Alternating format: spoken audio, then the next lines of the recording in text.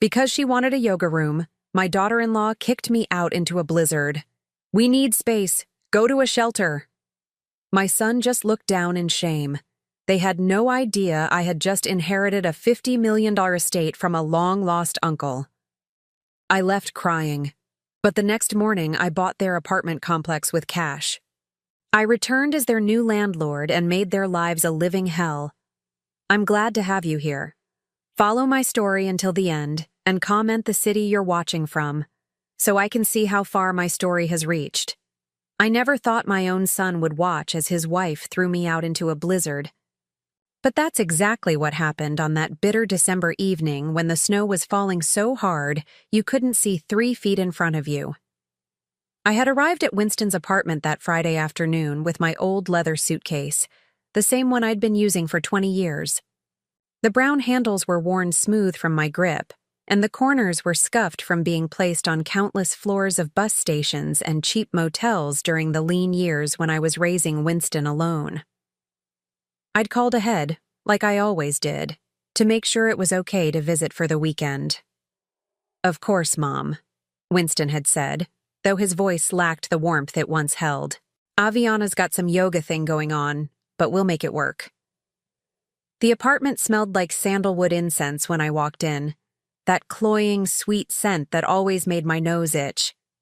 Aviana was in the living room, her blonde hair pulled back in a perfect messy bun, wearing those expensive workout clothes that cost more than my monthly grocery budget.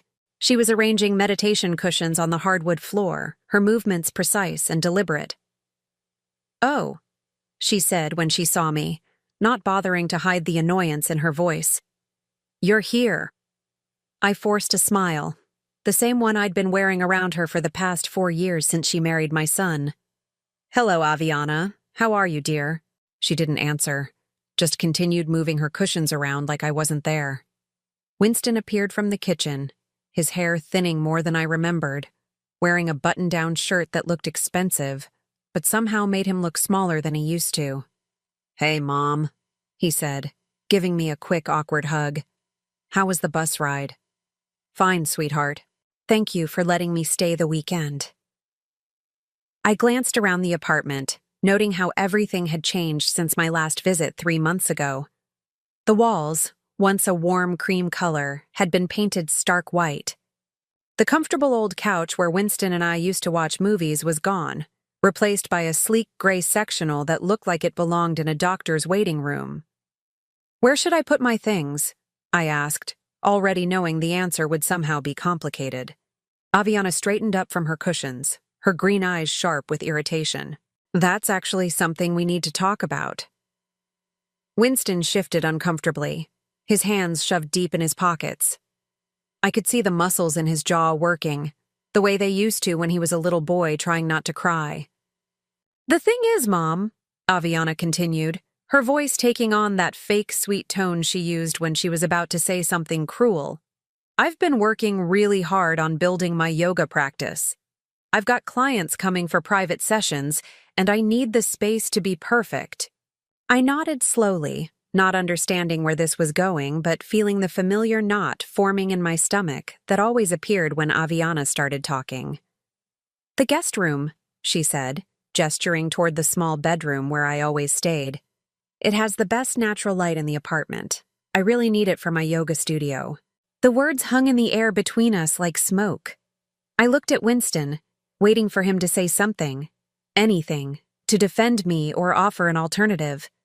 But he just stood there, staring at his expensive leather shoes, saying nothing. "I see," I said quietly. "Well, perhaps I could sleep on the couch? I don't mind, really." Aviana let out a short laugh. "Oh, that won't work either. I have early morning sessions starting at 6 a.m. I can't have someone sleeping in the living room." Outside, the wind was picking up, rattling the windows. I could hear the weather reporter on their muted television talking about the approaching storm, his hands gesturing at a map covered in angry red and white swirls. "Maybe there's a hotel nearby," I suggested, though I knew my monthly budget of $840 from Social Security wouldn't easily cover an unexpected hotel stay in this expensive neighborhood. "Actually," Aviana said, her voice brightening with false enthusiasm. There's a really nice shelter downtown. I read an article about it in the newspaper. They serve hot meals and everything. The words hit me like a physical blow. I felt my face flush with embarrassment and anger. A shelter? It's supposed to be quite clean, she continued, as if she were recommending a restaurant. And they have beds, real beds, not just cots. I turned to Winston, my heart breaking as I watched my only child, the boy I'd raised alone after his father died, the child I'd worked double shifts to put through college, stand there and say absolutely nothing. Winston? I whispered, my voice barely audible over the wind outside. He finally looked up, his brown eyes, my eyes, filled with something that might have been shame. But instead of speaking up for me, instead of telling his wife that throwing his 64-year-old mother out into a blizzard was unthinkable, he just shrugged. Maybe it would be better, Mom, he said, his voice so quiet I almost didn't hear him. Just for tonight. Until we can figure something else out. I felt something die inside my chest at that moment. Not break, die. This wasn't my son anymore.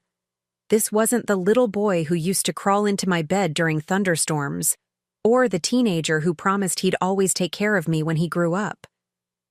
This was a stranger wearing Winston's face, parroting words his wife had put in his mouth. I see, I said again, my voice surprisingly steady.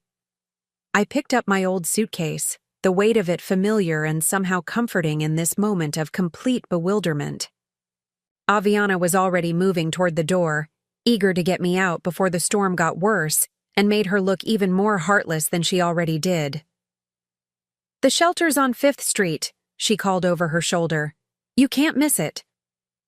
As I walked toward the door, I caught a glimpse of mail scattered on the kitchen counter. Bills, I noticed, several of them marked with red lettering.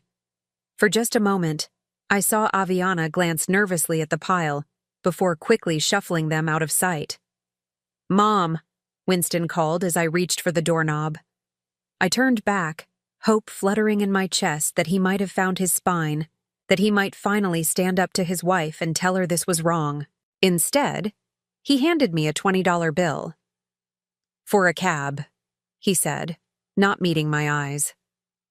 I stared at the crumpled bill in his palm, remembering all the times I'd given him my last $20 when he was in college, all the meals I'd skipped so he could eat, all the nights I'd worked cleaning offices while he slept safely in his bed. Keep it, I said quietly, and walked out into the storm. The cold hit me like a wall.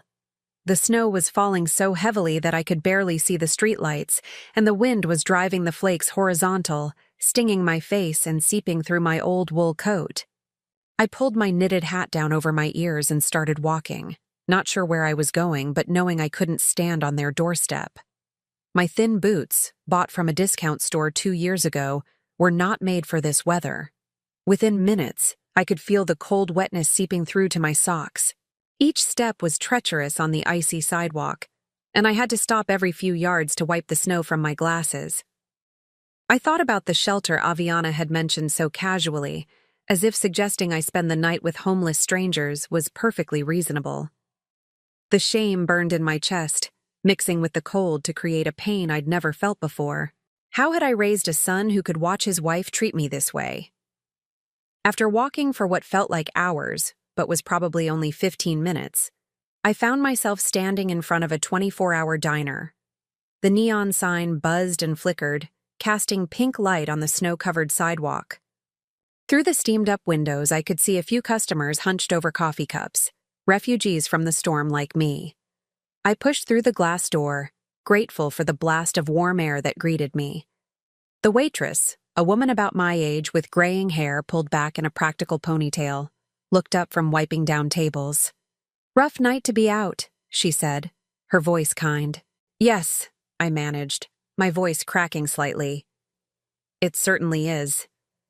I slid into a booth near the window and ordered coffee and pie, partly because I was hungry, but mostly because I needed somewhere warm to sit and think.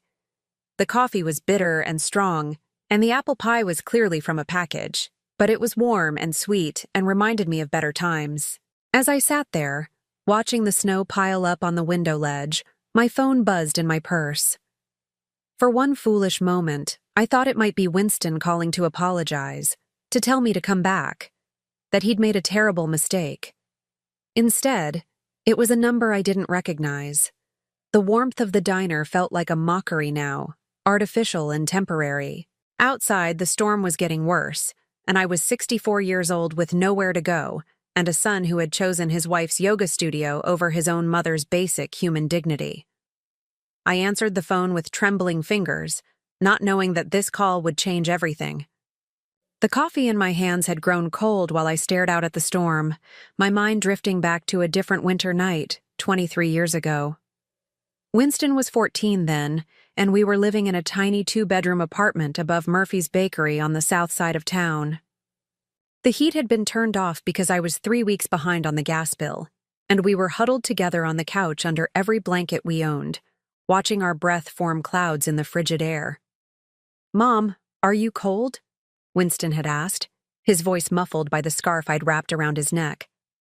"No, baby," I'd lied, pulling him closer. "I'm fine as long as you're warm."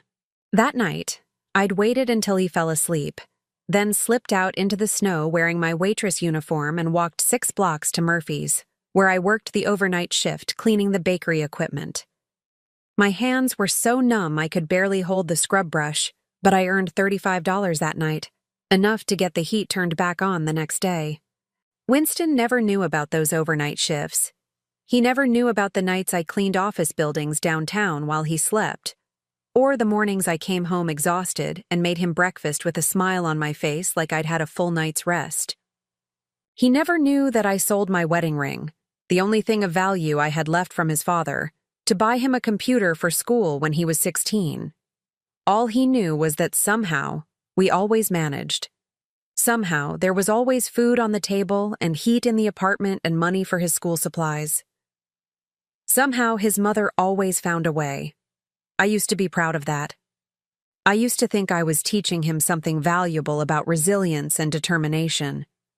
I never imagined I was teaching him to take my sacrifices for granted. The diner bell chimed as another customer pushed through the door, bringing a swirl of snow with them. I watched them stamp their feet and shake off their coat, grateful for shelter from the storm. And I wondered if Winston ever thought about those nights when I was his shelter, when I stood between him and every hardship life tried to throw at us. After his father died in that car accident, people told me I should consider giving Winston up for adoption. "You're so young," they said. "You could start over, meet someone else, have a real life." But Winston was my real life. He was 5 years old with his father's stubborn chin and my brown eyes, and he needed me. So I kept him, and I worked, and I sacrificed, and I never once regretted it. Not until tonight. My phone buzzed again, still showing that unfamiliar number. I let it go to voicemail, not ready to deal with whatever telemarketer or wrong number was trying to reach me. I had bigger problems than someone trying to sell me a new credit card or extended warranty on a car I didn't own. The truth was, I'd seen this coming for years. Winston had started changing the moment he met Aviana at that yoga retreat in Colorado 5 years ago. She was everything I wasn't: young, blonde, confident, and from a family with money. Her father was a doctor. Her mother was a real estate agent who drove a Mercedes and wore jewelry that cost more than I made in a year. The first time Winston brought her home, I tried so hard to make a good impression. I cleaned the apartment until it sparkled, bought groceries with money I'd been saving for new winter boots, and cooked a dinner that took me 2 days to plan and prepare. Aviana had picked at her food, made polite conversation for exactly 23 minutes, then announced she had a headache and needed to leave. "She's just nervous," Winston had said later when I asked if I'd done something wrong. "She wants you to like her." But I could see it in her eyes during those 23 minutes. She was cataloging everything: my discount store clothes, my secondhand furniture, my small apartment with its thin walls and dated kitchen. She was calculating my worth, and I came up short. Still, I tried. For 3 years while they dated, I tried. I sent birthday cards and holiday gifts I couldn't afford. I complimented her yoga teaching and her healthy lifestyle choices. I bit my tongue when she made little comments about my apartment being cozy or my cooking being interesting. I smiled and nodded and played the role of the grateful mother-in-law-to-be who was so lucky to have such a wonderful woman love her son. The wedding was small and expensive, held at a boutique hotel in downtown. I wore a dress I'd bought at Goodwill and had altered to fit, and I watched my son marry this woman who I knew in my heart would never love him the way I did. During the reception, Aviana's mother made a point of telling me how lucky I was to have such a successful daughter-in-law, as if Winston was somehow marrying up by association. After the wedding, the changes started slowly. First, Winston stopped calling as often. Then, he stopped coming to visit my apartment, claiming it was too far from their place, even though it was only 40 minutes by bus. Then came the suggestions that I should visit them instead, but only with advance notice, and only when it was convenient for Aviana's schedule. Gradually, I became a guest in my son's life, instead of a permanent fixture. And the worst part was, he seemed fine with it. He seemed almost relieved to have someone else making the decisions about when and how often he had to deal with his mother. The last time I'd felt truly welcome in Winston's presence was 2 years ago, during a family barbecue at Aviana's parents' house. Their backyard was beautiful, professionally landscaped with a stone patio and an outdoor kitchen that probably cost more than I'd ever made in a single year. I was sitting at the far end of the table, trying to make conversation with Aviana's aunt, when I overheard Winston talking to Aviana's father. "The thing about my mom," Winston was saying, "is that she never really had any ambition, you know. She was content just working those little jobs and raising me. She never wanted more for herself." I'd felt something twist in my chest hearing those words. Never wanted more? I'd wanted everything: college, a career, travel, love, a second chance at happiness.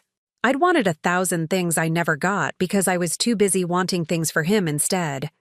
But sitting in this diner now, with snow piling up outside and nowhere to go, I finally understood something I'd been too blind to see for years. Winston didn't remember my sacrifices as love. He remembered them as my job. In his mind, I wasn't a woman who had given up everything for him. I was simply a mother who had done what mothers do. And now that he had a wife to take care of him, my services were no longer required. My phone buzzed a third time, and this time I decided to answer it. Maybe it was someone calling about a job, or a neighbor who'd seen the news about the storm and was checking on elderly residents. At this point, any human contact felt better than sitting alone with my bitter thoughts. "Hello?" I said, my voice hoarse from fighting back tears. "Is this Rosalind Mitchell?" The voice was male, professional, unfamiliar. "Yes, this is Rosalind." "Ms. Mitchell, this is Marcus Webb from Webb, Harrison and Associates. I'm an estate attorney and I've been trying to reach you regarding your Uncle Harold." I frowned, struggling to place the name. "Harold?" "Harold Mitchell, your father's brother. I understand you might not have had much contact with him in recent years." Uncle Harold. I had a vague memory of him from when I was very young. A tall, thin man who lived alone in a big house outside the city and rarely came to family gatherings. My father had mentioned him occasionally over the years, usually to complain that Harold was getting stranger as he aged and had more money than sense. "I'm afraid I have some sad news," Mr. Webb continued. "Your uncle passed away 3 weeks ago. But I also have some rather significant news. You've been named as the sole beneficiary of his estate." I nearly dropped the phone. "I'm sorry. What?" "I know this must come as a surprise. Mr. Mitchell left very specific instructions about locating you and ensuring you received your inheritance. The estate is quite substantial." The diner seemed to tilt around me. I gripped the edge of the table with my free hand, trying to process what I was hearing. "How substantial?" I whispered. $50 million, Ms. Mitchell." The words didn't make sense. They seemed to float in the air between me and the phone like something from a dream. $50 million. The number was so large it felt abstract, like something you'd hear on the news about lottery winners or tech billionaires, not something that could possibly apply to a woman sitting alone in a diner during a snowstorm with $23 in her purse. I don't understand, I managed. We barely knew each other. According to the letter he left, he'd been following your life from a distance for years. He knew about your husband's death, about raising your son alone, about your struggles. He was very specific about wanting his money to go to someone in the family who had shown real character. Character? I almost laughed at the irony. An hour ago, I'd been thrown out into a blizzard by my own child. How was that for character? Ms. Mitchell, are you still there? Yes, I'm here. We'll need to meet as soon as possible to begin the transfer process. There are quite a few legal documents to sign, and given the size of the estate, there are some tax implications to discuss. Would Monday morning work for you? Monday morning, 3 days from now. 3 days to go from being a woman with nowhere to sleep tonight to being a millionaire. The absurdity of it was overwhelming. Yes, I heard myself say. Monday morning would be fine. After he gave me the address of his office and we hung up, I sat staring at my phone in complete shock. Around me, the diner continued its normal nighttime rhythm. The waitress refilling coffee cups, the cook flipping burgers, the other customers bent over their newspapers and late dinners. None of them had any idea that the woman in the corner booth had just become one of the wealthiest people in the city. $50 million. The number kept repeating in my mind, but it felt surreal, like something that was happening to someone else. I thought about Winston and Aviana, warm and comfortable in their apartment that they could barely afford, arranging meditation cushions and planning yoga sessions while I sat here in the storm they'd thrown me into. They had no idea what they'd just done. They had no idea that the mother they'd discarded like an old piece of furniture, the woman they'd sent to a homeless shelter because she was inconvenient, was now richer than they could ever dream of being. For the first time in hours, I smiled. Monday morning arrived crisp and clear, as if the weekend's blizzard had been nothing more than a bad dream. But the bruises on my heart were still tender as I sat in the leather chair across from Marcus Webb's mahogany desk, staring at documents that would change my life forever. The law office occupied the entire 23rd floor of a downtown high-rise, with floor-to-ceiling windows offering a panoramic view of the city. Everything in the room spoke of old money and established power. The Persian rugs, the oil paintings of stern-faced judges, the crystal decanters filled with amber liquid that probably cost more than my monthly rent. Marcus Webb was a distinguished man in his 60s, with silver hair and the kind of quiet confidence that comes from handling other people's fortunes for decades. He'd spent the past hour walking me through the inheritance paperwork, explaining trust funds and tax shelters and investment portfolios with the patience of someone who understood that $50 million was an incomprehensible sum to a woman who'd been living on Social Security. The house alone is worth $12 million, he was saying, sliding another photograph across the desk. Uncle Harold's estate was a sprawling Victorian mansion on 15 acres just outside the city limits, complete with gardens, a carriage house, and what appeared to be a small lake. He lived there alone for the past 30 years, but it's been meticulously maintained. I studied the photograph, trying to reconcile this palatial home with my vague memories of my eccentric uncle. I had no idea he was wealthy. Your uncle was a very private man. He made his fortune in real estate development back in the 70s and 80s, then essentially became a recluse. No wife, no children, very few social connections. Marcus leaned forward, his expression growing more serious. But he did keep track of his family, particularly you. He knew about your struggles after your husband died, about how you raised Winston alone. He was quite specific in his letter about wanting his wealth to go to someone who had shown real sacrifice and character. The word character stung, given how I'd been treated just 3 nights ago. But I pushed the thought aside and focused on the paperwork in front of me. Character or not, I was now a very wealthy woman, and I needed to start thinking like one. "There is one thing I wanted to discuss with you," Marcus said, pulling out another folder. "Given your new financial situation, you might want to consider making some changes to your living arrangements and lifestyle. Have you given any thought to where you'd like to live?" I had given it thought, actually. I'd spent most of Sunday in a modest hotel room, paid for with some of the advance money Marcus had arranged, thinking about my future. But first, I had some unfinished business to attend to. "I'll need to stay in the city for now," I said. "There are some matters I need to handle." Marcus nodded and handed me a business card. "This is Sarah Chen, a private investigator I sometimes work with. Very discreet, very thorough. Given your new wealth, you might want to have her do some background checking on the people in your life. Unfortunately, money has a way of bringing out the worst in people, even family members." I took the card, though I didn't tell Marcus that my family had already shown me their worst without knowing about the money. "Thank you. I think that's a very good idea." After leaving the law office, I spent the afternoon in my new reality.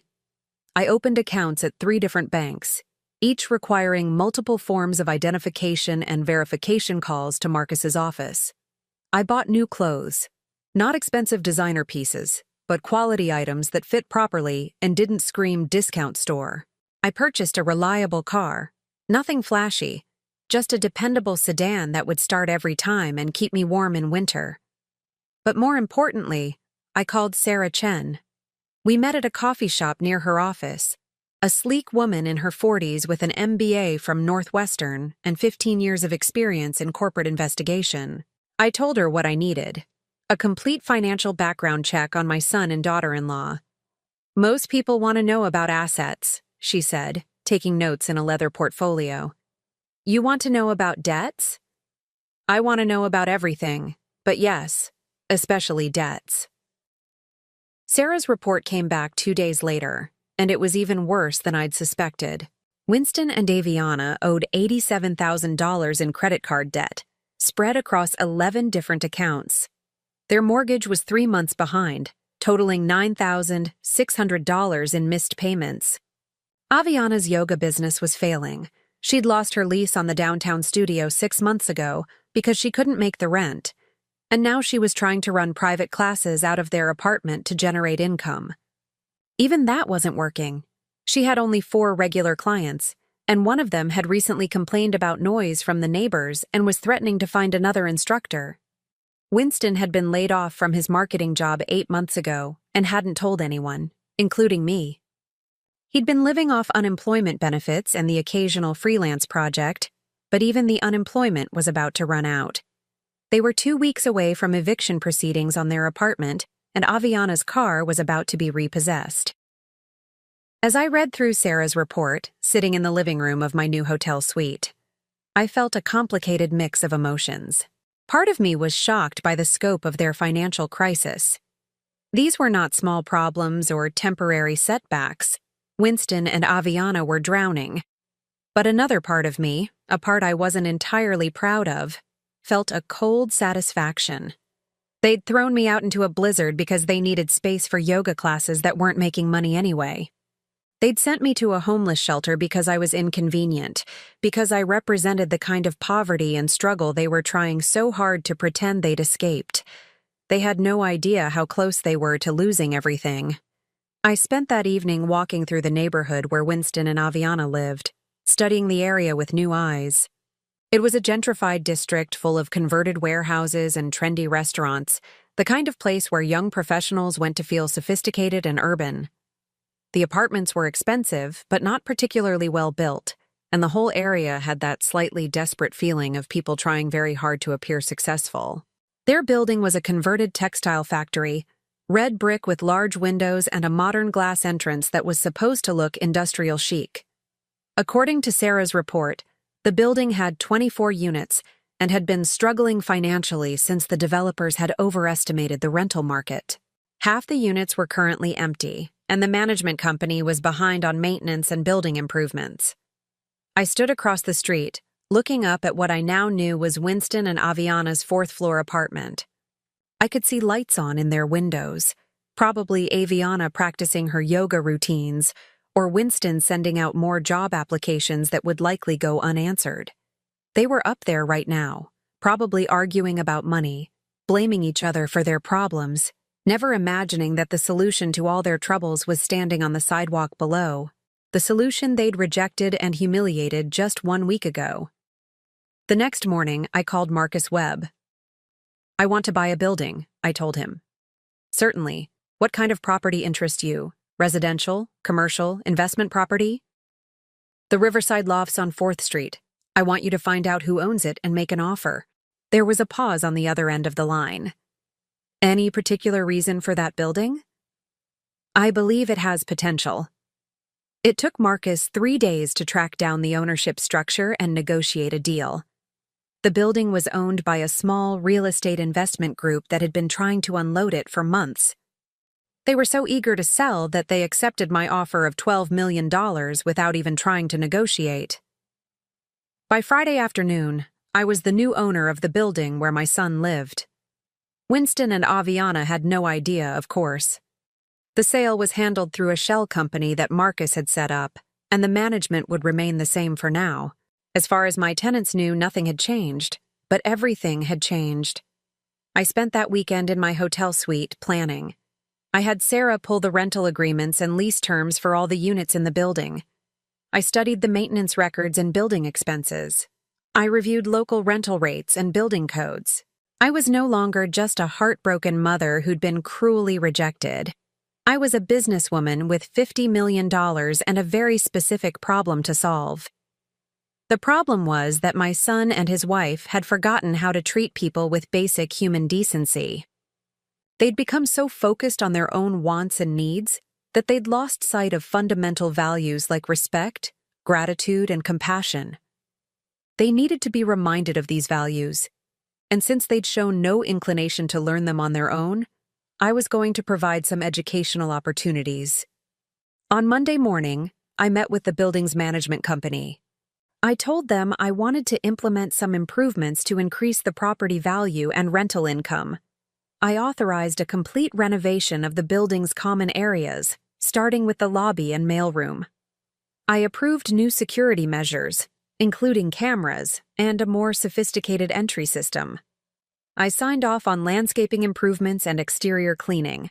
All of these changes were perfectly reasonable for a new owner who wanted to improve their investment. The fact that they would also give me detailed information about the comings and goings of my tenants was simply a convenient side effect. I also approved some policy changes. The management company would now be much more strict about lease enforcement. Late rent payments would result in immediate notices. Noise complaints would be taken seriously and documented. Violations of building rules, like using common areas for unauthorized business purposes, would result in warnings and potential fines. These policies would apply to all tenants equally, of course. I wasn't targeting anyone specifically. I was simply ensuring that my building was run professionally, and that all residents followed the same rules. The fact that these rules might be particularly challenging for tenants who were already struggling financially, or who were trying to run yoga businesses out of apartments that were zoned for residential use only, was simply a matter of coincidence. By the end of that first week as a property owner, I had learned several interesting things. Winston left the building every morning at 8:30, dressed in a suit as if he were going to work, but according to the doorman, he usually returned by noon with coffee and a newspaper. Aviana had clients coming to the apartment for yoga sessions, which was technically a violation of both the lease agreement and the building's residential zoning. They'd had 3 noise complaints from neighbors in the past month, and their rent was now 12 days overdue. I sat in my hotel suite that Friday evening, reading through the management reports, and felt a deep sense of satisfaction. Not revenge. I told myself it wasn't revenge. This was simply education.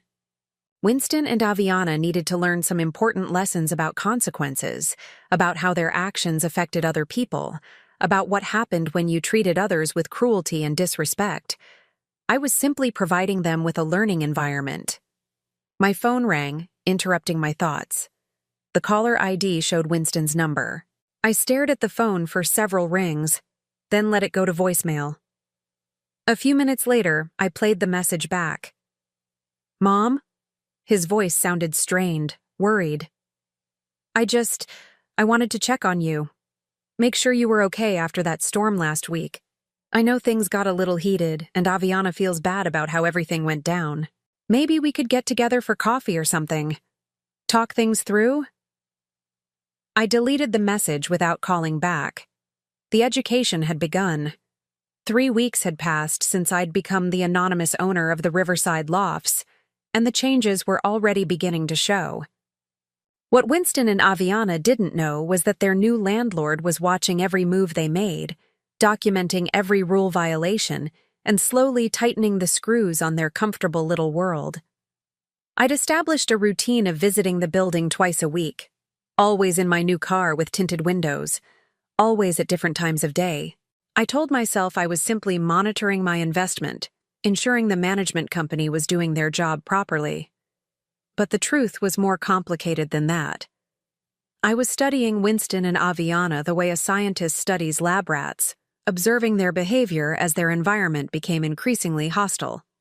The first major change had been the rent increase. As the new owner, I was within my rights to raise rents to market rate when leases came up for renewal. Winston and Aviana's lease was month to month, which meant I could implement changes with 30 days' notice. Their rent went from $3,200 to $4,800 per month, effective immediately. The notice had been delivered by registered mail on a Tuesday morning. I knew because I'd been parked across the street, watching through binoculars as Aviana signed for the envelope. Even from a distance, I could see her face change as she read the contents. She'd stood in the lobby for several minutes, reading the notice over and over as if the words might somehow change. That afternoon, she'd stormed into the management office, demanding to speak with someone in authority. I'd received a detailed report from the property manager within hours. "The tenant in 4B is very upset about the rent increase," Cheryl Martinez had told me over the phone. Cheryl was a professional property manager in her 50s who'd been handling difficult tenants for decades. She claims they can't afford the new rate and wants to negotiate. "What's the current market rate for similar units in the neighborhood?" I'd asked, though I already knew the answer. $4,800 is actually below market. Similar units are going for $5,000 to $5,500. Then we're being very reasonable. Did she indicate whether they plan to sign a new lease or vacate? She asked for 2 weeks to consider their options. I'd given them the 2 weeks, of course. I was nothing if not fair. During those 2 weeks, I'd watched them scramble. Winston had started leaving the building earlier each morning, staying out longer each day, presumably looking for work with increased desperation. Aviana had increased her yoga sessions, trying to pack more clients into their apartment, despite the noise complaints from neighbors. Which brought up the second issue I'd been addressing as their new landlord, the unauthorized business operation. Residential units in the Riverside Lofts were zoned for living, not for commercial activities. Running yoga classes out of an apartment violated both the lease agreement and city zoning laws. As a responsible property owner, I'd felt obligated to address this situation. The first warning notice had been delivered on a Thursday, the same day I'd observed Aviana leading a session with 6 students in their living room. The notice was polite but firm, reminding tenants that commercial activities were prohibited in residential units and that violations could result in lease termination. Aviana had ignored the warning. 3 days later, she'd held another session, this time with 8 participants. The tenant below them, a software engineer named David Park, had filed a formal noise complaint. Then the tenant next door had complained about people congregating in the hallway. Then the elderly woman across the hall had expressed concern about strangers coming and going at all hours. The second warning notice had been more serious, outlining specific lease violations and giving them 72 hours to cease all commercial activities. I'd been particularly pleased with that notice, partly because it was legally airtight, but mostly because I'd written it myself.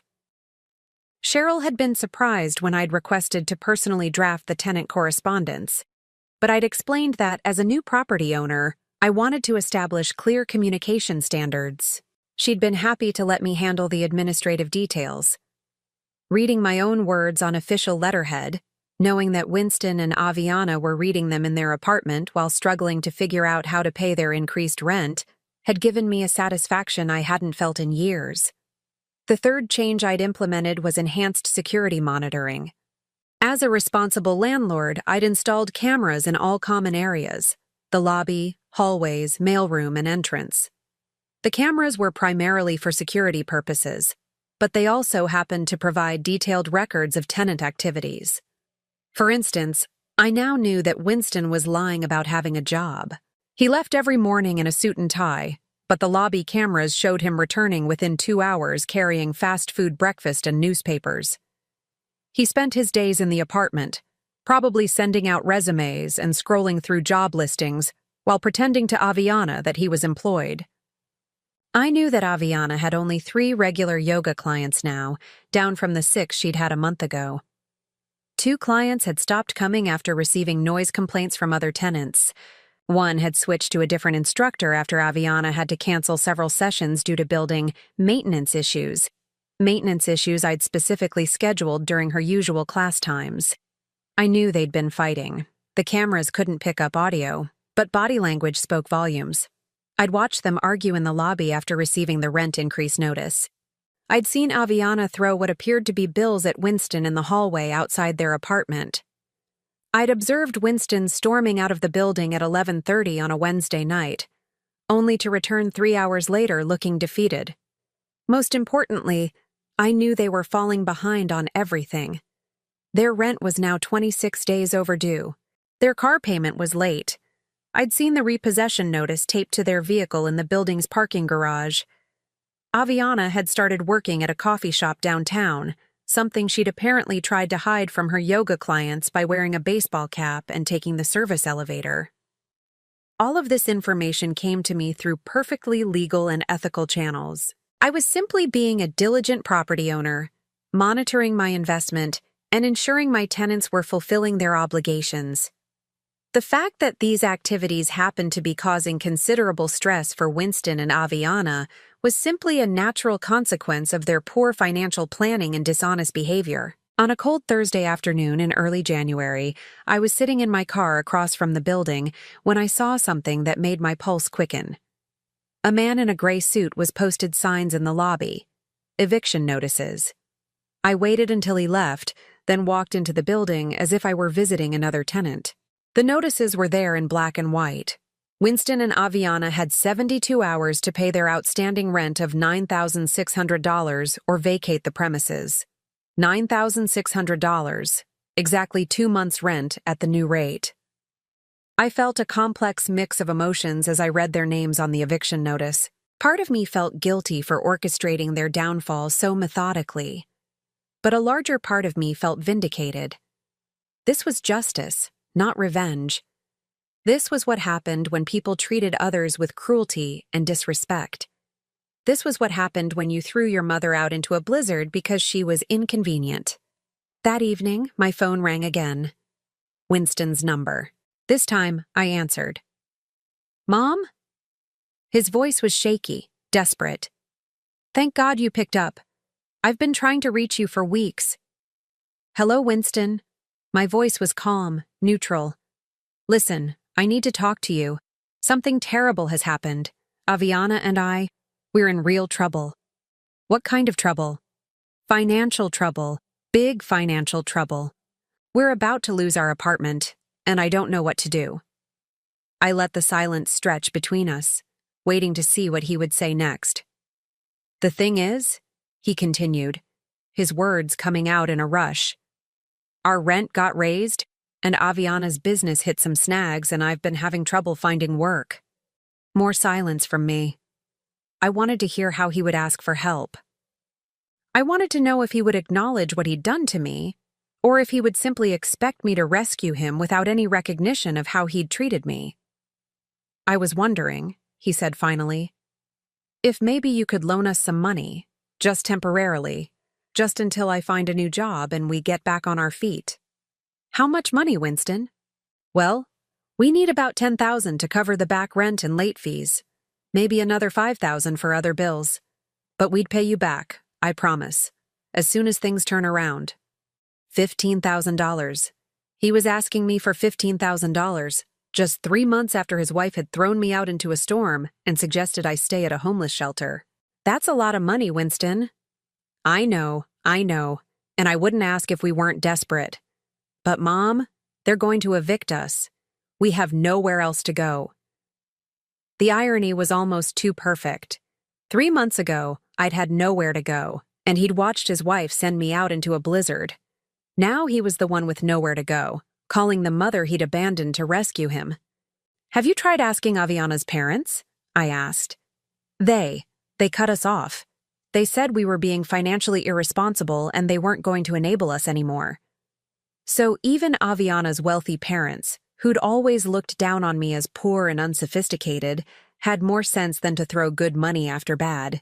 They'd recognized that Winston and Aviana's problems weren't temporary setbacks, but the result of fundamental character flaws. I see, I said. And what about your friends? Surely you have friends who could help? Everyone's struggling, Mom. The economy is tough right now. The economy that had been tough for me my entire life. The economy I'd navigated alone while raising him. The economy that had never prevented me from providing for him when he needed me.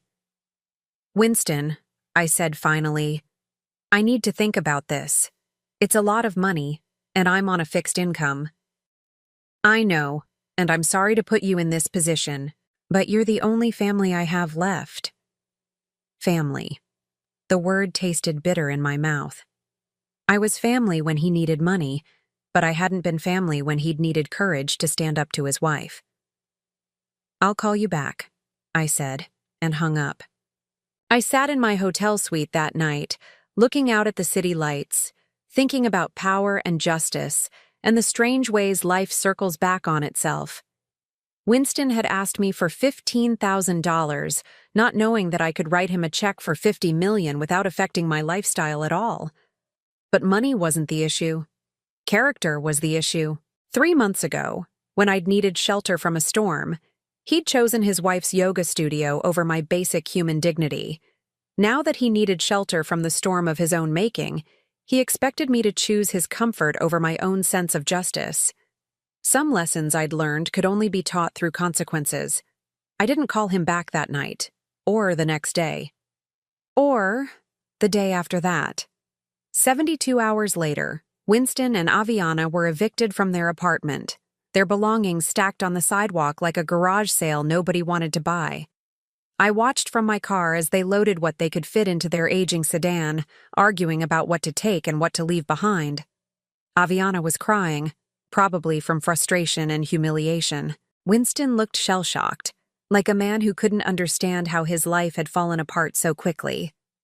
As they drove away from the building I now owned, I felt a deep sense of closure.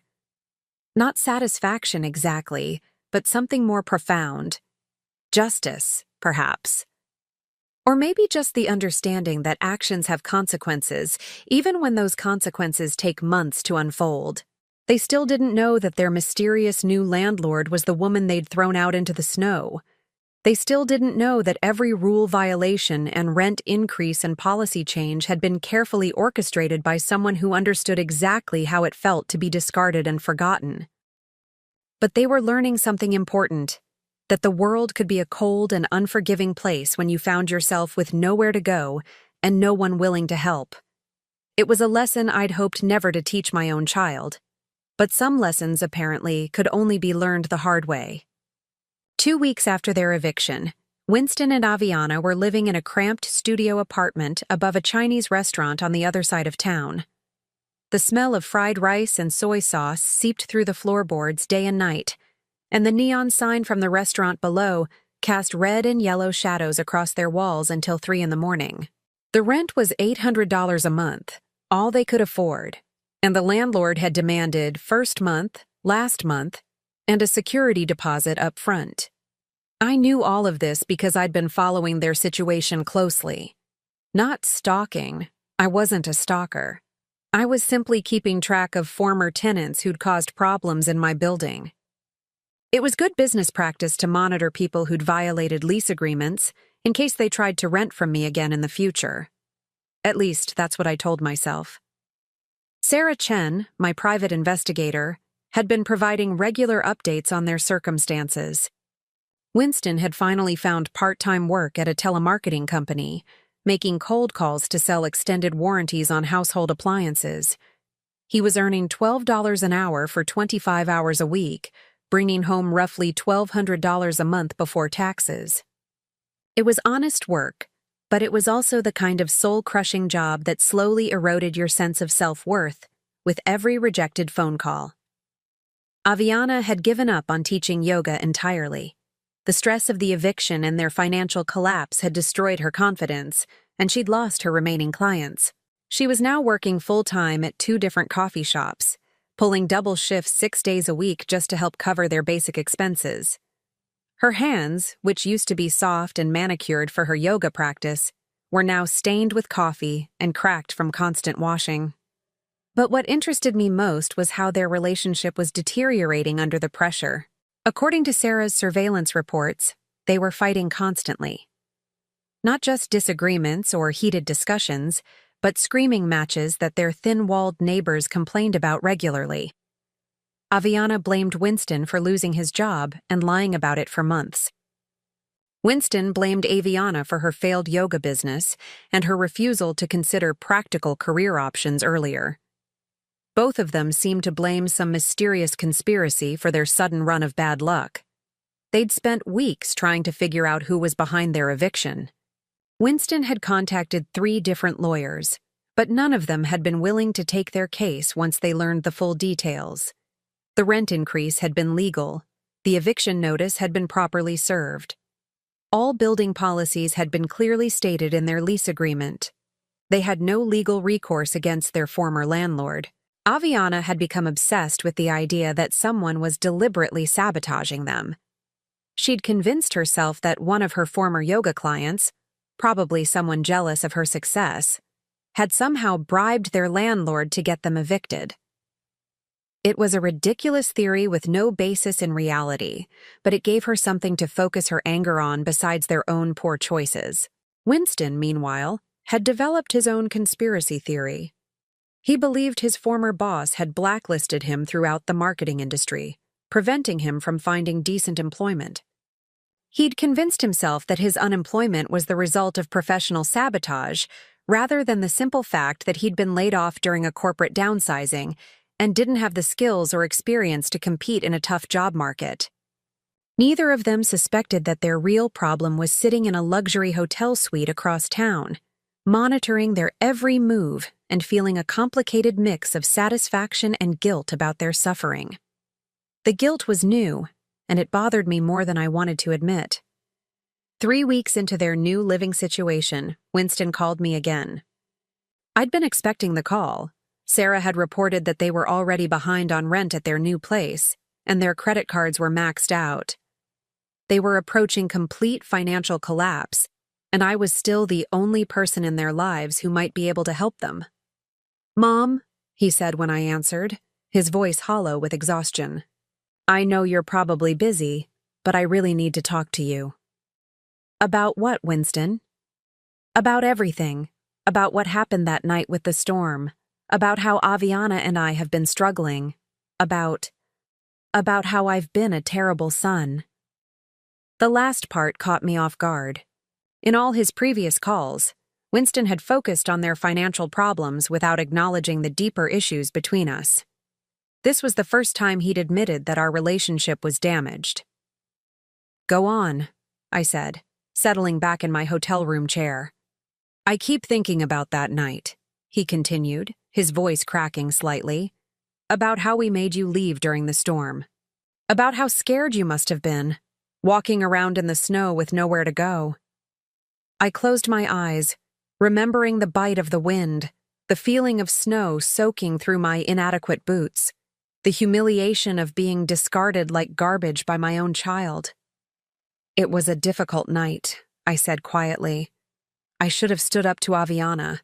I should have told her that throwing you out was wrong, that you were welcome in our home no matter what she wanted to do with that stupid room." His voice was getting stronger, more emotional. "I was a coward, and I'm sorry. I'm so sorry, Mom." For a moment, I felt my resolve waver. This was what I'd wanted to hear for months. Acknowledgement, apology, recognition that he'd failed me as a son. The pain in his voice sounded genuine, and part of me wanted to forgive him immediately, to wire him the money he needed and rebuild our relationship. But then I remembered sitting in that diner, watching the snow pile up outside, feeling more alone than I'd ever felt in my life. I remembered the casual cruelty in Aviana's voice when she'd suggested I stay at a homeless shelter. I remembered Winston's silence, his refusal to defend me even when his wife was treating me like a burden to be discarded. An apology was a good start, but it wasn't enough. Not yet. "I appreciate you saying that, Winston. It means something to hear you acknowledge what happened. I want to make it up to you," he said quickly. "I know things have been bad between us, and I know that's my fault. But maybe we could start over. Maybe you could come visit us in our new place, and we could talk through everything." Visit them in their studio apartment above a Chinese restaurant, where they were struggling to pay $800 a month in rent. Where Aviana was working herself to exhaustion at coffee shops, and Winston was making cold calls for $12 an hour. Where they were fighting constantly and blaming invisible conspiracies for their problems, instead of taking responsibility for their choices. "I don't think that's a good idea right now," I said. "Please, Mom. I know we don't deserve it, but we really need help. Not just money, though we need that too, but family. We need to know that we're not completely alone in this." Alone. The word echoed in my mind, carrying with it all the weight of my own recent loneliness. They were feeling alone now, the same way I'd felt alone walking through that blizzard. The same way I'd felt alone for years while they built their life around Aviana's needs and wants, treating me like an occasional inconvenience rather than a family member. But there was a crucial difference between their loneliness and mine. My loneliness had been imposed on me by their choices. Their loneliness was the result of their own actions, their own cruelty, their own failure to treat others with basic decency and respect. "Winston," I said finally, "do you remember what Aviana said to me that night? Do you remember her exact words?" There was a long pause. She said some things she shouldn't have said. "She told me to go to a homeless shelter. She said there was a nice one downtown, like she was recommending a restaurant." My voice was steady, but I could feel old anger stirring beneath the surface. "And you stood there and let her say it. You let your wife suggest that your 64-year-old mother should spend the night with homeless strangers, rather than inconvenience her yoga practice. I know, and I'm ashamed of it every day. Are you? Or are you ashamed now because you need something from me?" Another long pause. When Winston spoke again, his voice was smaller, more defeated. "Maybe both. I don't know. I just know that I've lost everything, and you're the only person who might still care about me." The honesty in that admission hit me harder than his apology had. Winston had always been good at saying what people wanted to hear, but there was something raw and vulnerable in his voice that suggested he was finally telling the truth about his situation. "Where is Aviana now?" I asked. "At work. She's pulling a double shift at the coffee shop. She won't be home until midnight." "And how is she handling the stress?" Winston let out a bitter laugh. "Not well. She's convinced someone is sabotaging us. She thinks one of her old yoga clients bribed our landlord to get us evicted. She's talking about hiring a private investigator to figure out who's behind all our problems." A private investigator. The irony was almost too much to bear. If Aviana hired someone like Sarah Chen, someone competent and thorough, they might actually discover the truth about who owned their former building. They might trace the shell company back to Marcus Webb's law firm, and from there to me. But they probably couldn't afford a real investigator. They were barely scraping together rent money for a studio apartment above a restaurant. Any private investigator they could afford would likely be incompetent or dishonest, someone who would take their money and provide them with useless theories and false leads. Still, the possibility worried me. I'd been careful to cover my tracks, but I wasn't a criminal mastermind. If someone started digging seriously into the ownership of the Riverside lofts, they might eventually uncover my involvement. "Winston," I said, "I want you to listen to me carefully. What happened to you and Aviana? The rent increase, the eviction, all of it, that wasn't sabotage. That was just business. Sometimes landlords raise rents. Sometimes tenants get evicted for violating their leases. It's not personal, and it's not a conspiracy. It's just what happens when people can't pay their bills." "But everything happened at once," he protested. "The rent increase, the noise complaints, all those building policy changes. It felt like someone was targeting us specifically." Maybe, I said gently, it felt that way because you were already in trouble and looking for someone else to blame. Maybe the real problem was that you'd been living beyond your means for months, lying about your employment situation, and running an illegal business out of your apartment." Silence on the other end of the line. When Winston finally spoke, his voice was barely above a whisper. "You're right," he said. "About all of it. We made bad choices and we're paying the price." "Yes, you are." "So what do I do now? How do I fix this?" The question hung between us, heavy with desperation and hope. Winston was asking me to save him, the same way I'd saved him countless times throughout his childhood. But this time was different. This time, saving him would mean rescuing him from consequences he needed to face, lessons he needed to learn about character and responsibility, and treating other people with dignity. "You fix it by learning from it," I said. "You work your jobs, you pay your debts, and you figure out how to rebuild your life based on what you can actually afford, rather than what you want to have. And us? Is there any chance of fixing things between us?" I looked out the window of my hotel room, watching the city lights twinkle in the darkness. Somewhere out there, Winston was sitting in a cramped studio apartment, probably surrounded by unpaid bills and the smell of fried rice, wondering if he'd destroyed his relationship with his mother permanently. "That depends on you," I said. "On whether you've really learned something from all this, or whether you'll go back to your old ways as soon as things get easier." "I have learned something," he said quickly. "I've learned that family is the most important thing, that treating people badly has consequences, that I need to be a better man." Pretty words, but words were easy. Change was hard. "We'll see," I said, and hung up. The next morning, I received a call from Marcus Webb. "I thought you should know," he said. "Someone has been asking questions about the ownership of the Riverside lofts. Apparently, a young woman came to the city planning office yesterday, trying to find out who bought the building and when." My pulse quickened. "What kind of questions?" "Basic stuff. Purchase date, price, ownership records.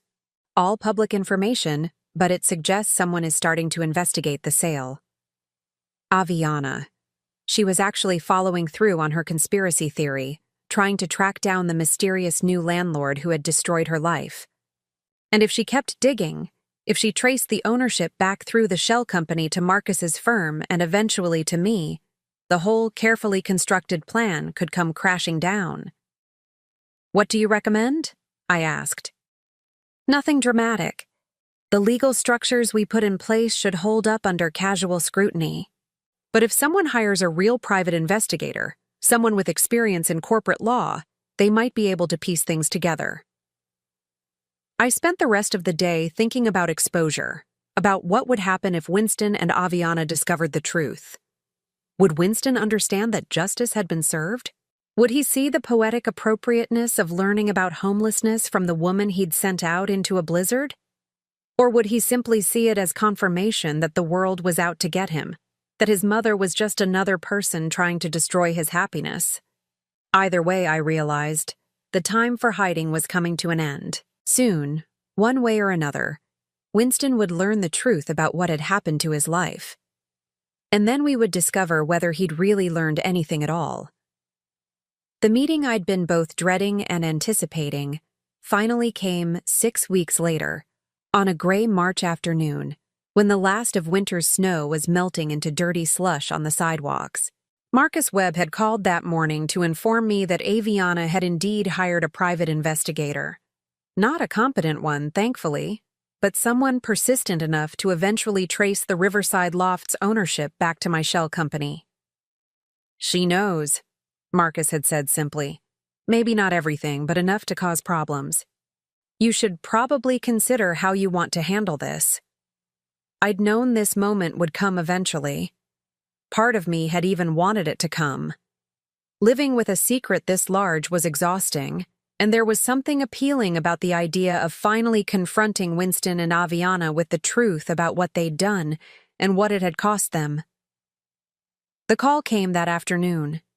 Winston's number, but when I answered, it was Aviana's voice I heard. "We know it was you," she said without preamble, her voice tight with anger and something that might have been fear. I took a slow breath, settling back in my hotel room chair. After months of watching and planning and orchestrating their downfall from the shadows, it felt strange to be speaking directly to the woman who'd thrown me out into a blizzard. "Hello, Aviana," I said calmly. "What exactly do you think you know?" "Don't play games with us. We know you bought the building. We know you're the reason we got evicted, the reason our lives fell apart. What I don't understand is why. Where are you calling from?" "We're in the lobby of your hotel. We're coming up." The line went dead. I stood up and walked to the window, looking down at the street below. Sure enough, I could see Winston's battered sedan parked in front of the hotel entrance, snow melting off its dirty windshield. Within 10 minutes, there was a knock at my door. When I opened it, Winston and Aviana stood in the hallway like a pair of refugees from their own life. Winston looked thinner than he had 6 months ago, his face gaunt and his clothes hanging loose on his frame. Aviana looked worse. Her blonde hair was stringy and unwashed. Her expensive yoga clothes had been replaced by cheap jeans and a coffee shop uniform shirt. And her eyes had the hollow, desperate look of someone who'd been pushed past their breaking point. "Come in," I said, stepping aside. They entered my suite slowly, looking around at the luxury accommodations with a mixture of awe and resentment. The room was larger than their current apartment, with a sitting area, a work desk, and floor-to-ceiling windows overlooking the city. Room service had left fresh flowers on the coffee table that morning, and the air smelled like expensive soap and clean linens. "Nice place," Aviana said, her voice dripping with sarcasm. "Business must be good for someone living on Social Security." I gestured to the sofa. "Please, sit down. We have things to discuss." Winston perched on the edge of the couch like he was ready to run at any moment. Aviana remained standing, her arms crossed, her posture aggressive and defensive at the same time. "How long have you known?" I asked. "About a week," Winston said quietly. "Aviana hired this investigator guy, and he traced the building ownership back through some company to a law firm. When we went to the law firm, they wouldn't tell us anything, but Aviana saw your name on some papers." "I saw more than that," Aviana interjected, her voice rising. "I saw financial records showing you paid $12 million for that building. $12 million. Where the hell did you get $12 million? I walked to the window, looking out at the city where I'd lived my entire life, where I'd struggled and sacrificed and raised my son alone, where I'd been discarded like garbage by the very people now demanding explanations from me. "I inherited it," I said simply, "from my Uncle Harold." "Uncle Harold?" Winston's voice was confused. "I barely remember him." "Yes, well, he remembered you. He remembered all of us. He'd been following our family from a distance for years, and when he died, he left everything to me. $50 million, Winston. He left me $50 million because he thought I'd shown character and resilience in raising you alone."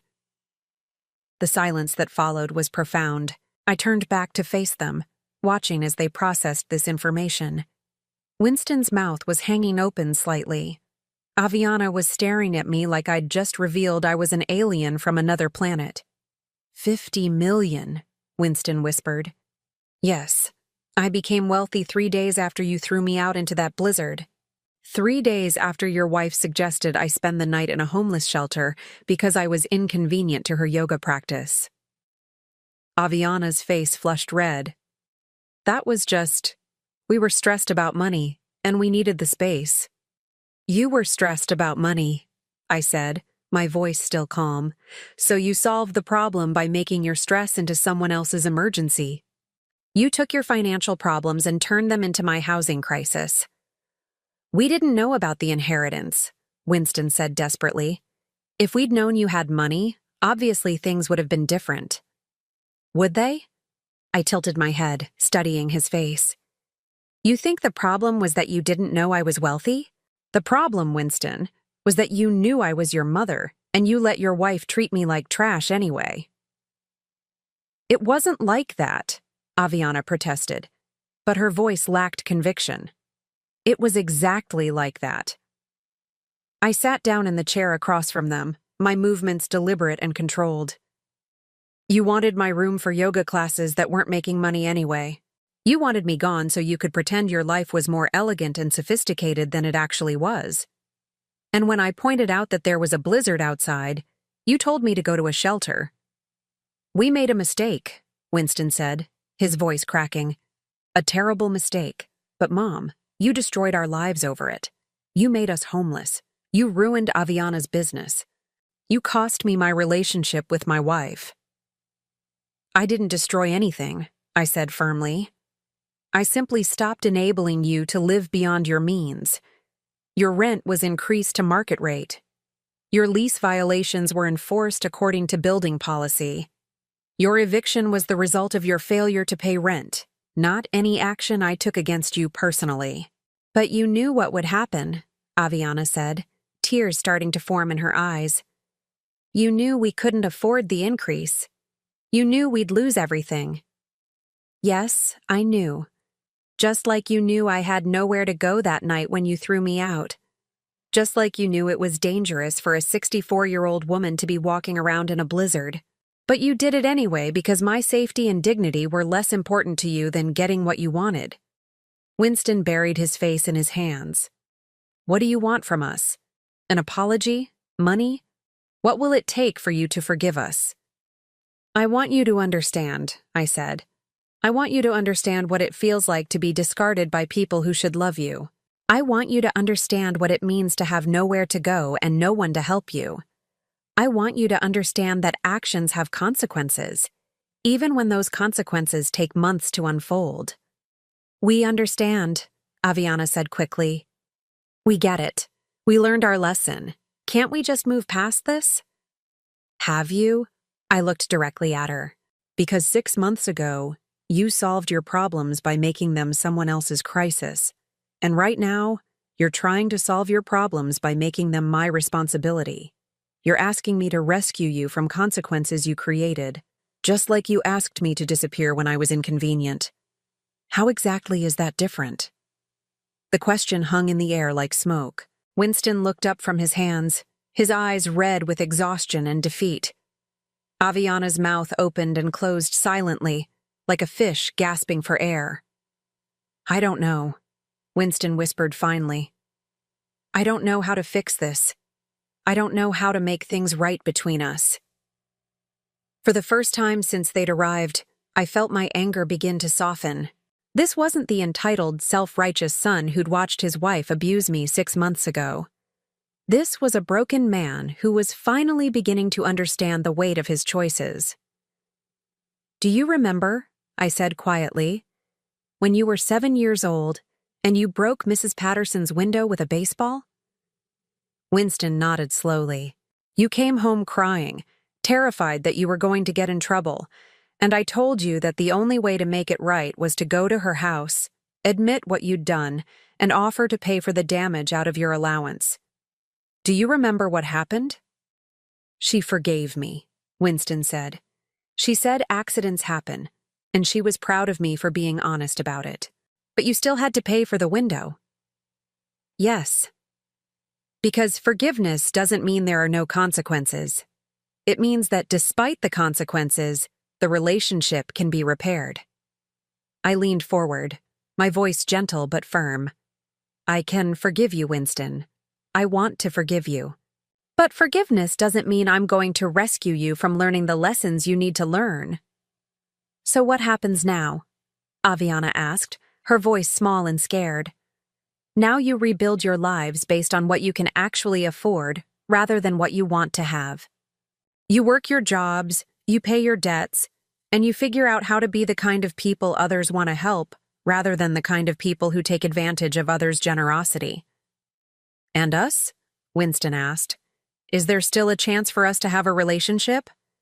I stood up and walked back to the window, looking out at the city where my son was learning hard lessons about character and consequences, where he was discovering what it meant to struggle, to be vulnerable, to need help from others. There's always a chance, I said. But it has to be a real relationship, based on mutual respect and genuine affection. Not a relationship where I'm valued for what I can provide and discarded when I'm inconvenient. How do we prove that to you? Winston asked.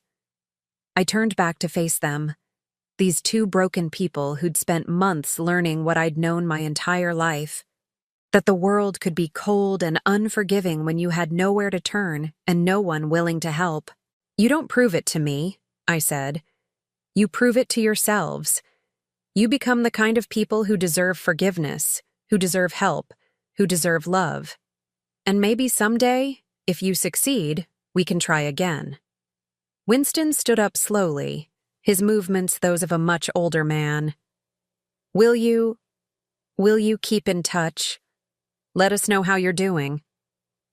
I'll think about it. Aviana, who'd been silent for several minutes, suddenly spoke up. I'm sorry, she said, her voice breaking. I'm sorry for what I said that night. I'm sorry for how I treated you. I was awful and I know it, and I don't have any excuse except that I was selfish and cruel and I thought I was better than you. It was the first genuine apology I'd received from either of them. Not an apology designed to get something from me, but an acknowledgement of real wrongdoing and genuine remorse. Thank you, I said. That means something. They left a few minutes later, walking slowly toward the elevator like two people carrying invisible weights. I watched from my window as they climbed into their battered sedan and drove away, probably back to their studio apartment above the Chinese restaurant where they'd spend the evening figuring out how to rebuild their lives from scratch. I felt lighter than I had in months, not because I'd gotten revenge. Revenge would have been cold and empty.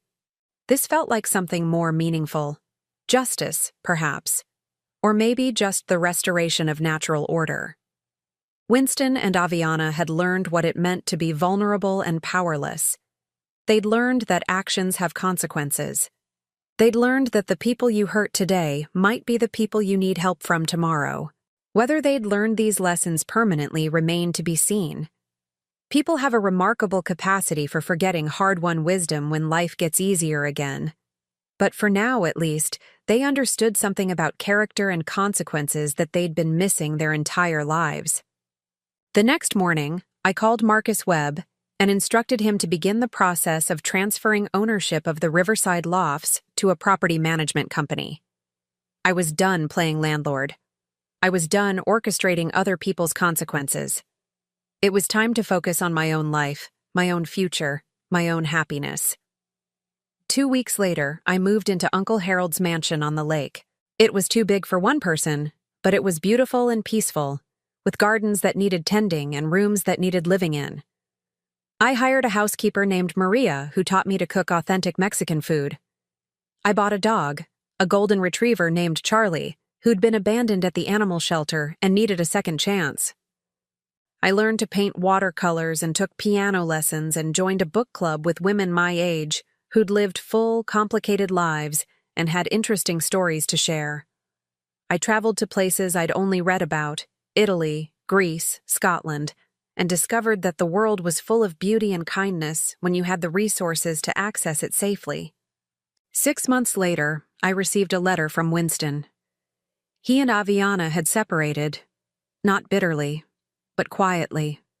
Both of them acknowledging that their relationship had been built on shallow foundations that couldn't survive real hardship. Winston was still working at the telemarketing company, but he'd been promoted to supervisor and was taking business classes at night. Aviana had moved back in with her parents and was training to become a physical therapist, a more stable career that would let her help people without requiring them to pay for private yoga sessions. "I think about that night often," Winston wrote. "Not just because of what we did to you, but because of who I was that night. I was a coward and a follower, someone who let others make his moral decisions for him. I'm trying to become someone better, someone you could be proud of. I don't know if I'll succeed, but I'm trying." I wrote back, a short note telling him I was proud of him for trying, that character was built through choices made in difficult times, and that I loved him regardless of his mistakes. I didn't offer him money or invite him to visit, but I left the door open for a future relationship built on mutual respect rather than financial dependence. A year later, we had lunch together at a small cafe near his apartment. He looked healthier, more confident, like a man who'd found his footing in the world. We talked about his work, his classes, his hopes for the future. We talked about my travels and my painting and Charlie the golden retriever. We didn't talk about the inheritance or the eviction or that night in the blizzard. We didn't need to. Those events had served their purpose, teaching lessons that needed to be learned and creating space for something new to grow. Sometimes the most loving thing you can do for someone is refuse to rescue them from the consequences of their choices. Sometimes the greatest gift you can give someone is the opportunity to discover their own strength. As I drove home that afternoon, past the city where I'd struggled for so many years, toward the lake house where I was finally, truly at peace, I thought about Uncle Harold and his unexpected gift. He'd given me more than money. He'd given me the power to choose my own story, to decide how my life would end rather than simply enduring whatever others chose to give me. And in the end, I'd chosen forgiveness over bitterness, wisdom over revenge, and hope over despair. I'd chosen to use my inheritance not just to punish those who'd wronged me, but to teach them and myself about the kind of people we could choose to become. It had taken 64 years, but I'd finally learned that the most powerful inheritance isn't money or property.